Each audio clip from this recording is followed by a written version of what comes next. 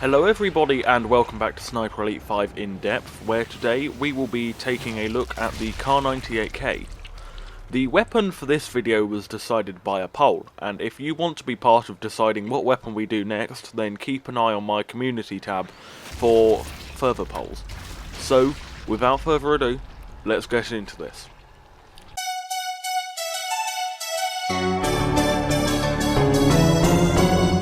The Carabiner 98 Kurs, or Kar98k for short, was a rifle manufactured by the Mauser company. The weapon was a short version of the Gewehr 98, a rifle so large it can be seen from outer space. Designed in 1934, the 98k was actually a shortened version of the Carabiner 98B, which was a full-sized rifle designated as a cavalry carbine in order to get around sanctions imposed by the Treaty of Versailles. The Kar98k entered service with German troops in 1935, and was the standard issue service rifle of the German armed forces for the duration of the war. The Kar98k was famed for its accuracy and reliability, and has been seen recently as a ceremonial rifle for the Bundeswehr, and has also been used by Iraqi insurgents during the Iraq War. In-game, the Kar98k is a very, very good rifle. It does the highest damage of any rifle in the game at 145 points, which, to put it into context, is 25 more than the Springfield, and therefore enough to topple the Greek economy with the mere mention of this thing's name. The 98's effective range is very competitive, and its muzzle velocity is the second best in its class. The Kar98k utterly dominates these 3 points of damage, range and muzzle velocity, and these are the 3 most important qualities a rifle can have. However, everywhere else, the Kar98k is about as fun as Ebola in an orphanage. The weapon's recoil control, reload time and stability and accuracy and handling times and audible range are all substandard, and the 98k also has the worst fire rate and capacity in its class. Overall, the Kar98k is the king of senseless destruction at unbelievable ranges, and is a properly impressive rifle when used in the right conditions. However, the weapon requires the user to be able to force a long-range engagement, which is more and more difficult nowadays thanks to Sniper Elite 5's intermittently upsetting map design.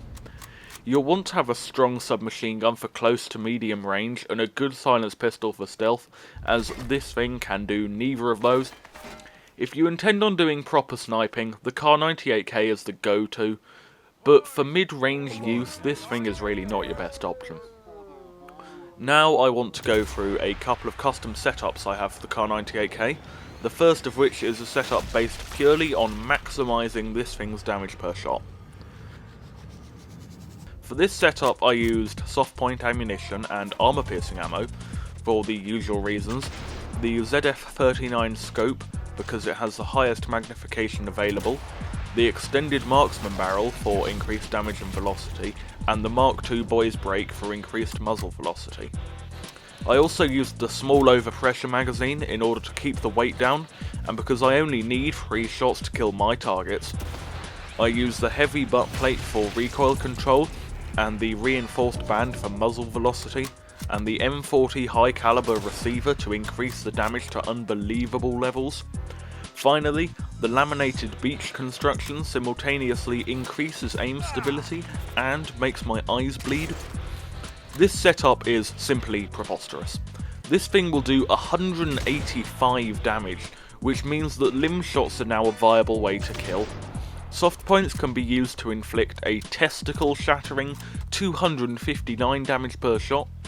Yes, this weapon's ability to do absolutely anything else is about as ruined as Rishi Sunak's career, but that's no big deal when your rifle has the approximate power of the Death Star. This setup is so much fun to play with, and it was very strange going around the place deliberately going for body shots, which if you've watched a lot of this channel, you'll know is something I never, ever do. Finally, I have a setup that is purely designed as a decent all-round build to improve the weapon. Once again, I take soft point and armour piercing ammo along with the legendary ZF39 scope. I took the lightened and blued barrel to improve the fire rate and handling time somewhat, and the Hub 23 suppressor because it quietens the gun without affecting damage and looks pretty cool doing so. The rubber butt plate improves recoil control and the thick grip tape improves grouping. This setup is designed to just be a pleasant experience to shoot and an effective all-round build, and it is.